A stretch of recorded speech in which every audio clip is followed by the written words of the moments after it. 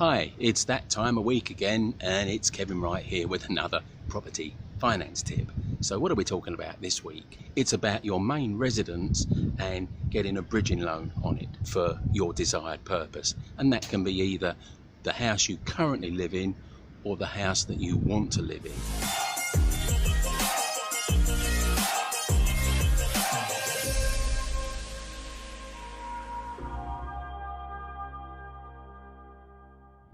Hi, so we're talking about main residences this week and bridging finance on them. So, as I said in the trailer, assuming you've already made the decision that it's in your best interest to get a bridging loan, is it any different to any other bridging loan? Well, actually, yes it is, because it's your main residence or going to be your main residence, the FCA get a lot more involved.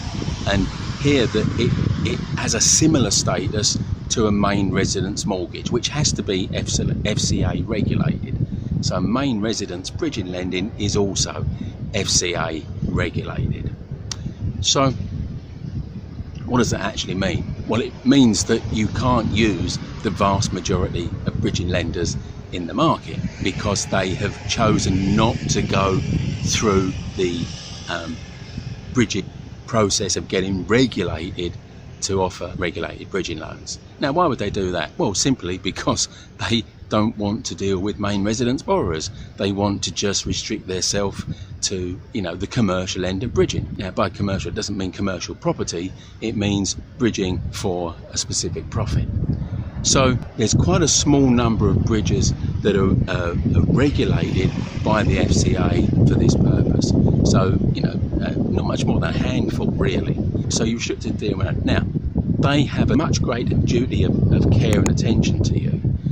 Typically, they'll always do it on a 12-month loan because that gives you, in most cases, ample time to put yourself in a position to repay the bridging loan.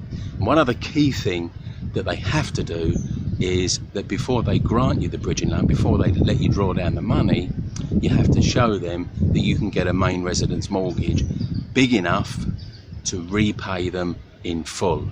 When we're working as brokers, for the brokerage that I'm a partner of, then our due diligence up front is going to be, okay, let's see how good you are for a mortgage of the size that you're going to need.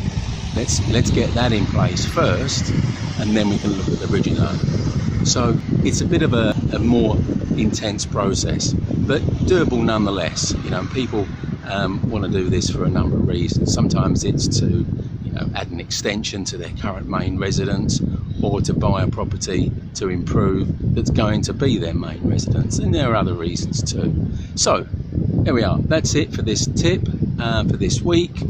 I'll be doing another property finance tip next week. If you've liked this one, please click like. If you've got a comment or a question, bang that in there, I'll deal with that. And have you subscribed yet? If not, then click that subscribe button because you don't want to be missing these every week when they come out. So that's it for this week. See you next week.